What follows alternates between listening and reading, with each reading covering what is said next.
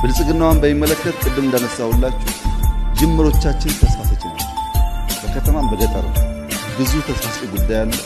እድገታችንም ይጨምራል፣ ኤክስፖርታችን ይጨምራል፣ ገበያችን ይጨምራል፣ እንደ መንግስት ያለን ቁመና ይጠናከራል። የተሻለ ዴሞክራሲያዊና ኢንክሉሲቭ ከባለፈው ምርጫ የተሻለ ኢንክሉሲቭ ምርጫ ኢትዮጵያ ውስጥ ይካሄዳል። ይሄን የማይፈልጉ ሰዎችስ አሉ፣ ይኖራሉ፣ ጮኻሉ፣ ይሳደባሉ፣ ጎፈንድሚ ይሰበስባሉ።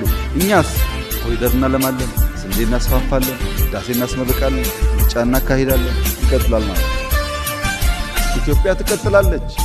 የሚጮህ ድምፅ፣ የሚሳደብ ድምፅ፣ ተስፈኛ ድምፅ ሁሉ ይጥፋ ብላችሁ አታስቡ። እነሱ ይሳደቡ፣ እናንተ ስሩ። እኛ የምናደርገው እንደሱ ነው። ታሪክ እንዴት ይመዘናል እናየዋለን። ችግር የለም።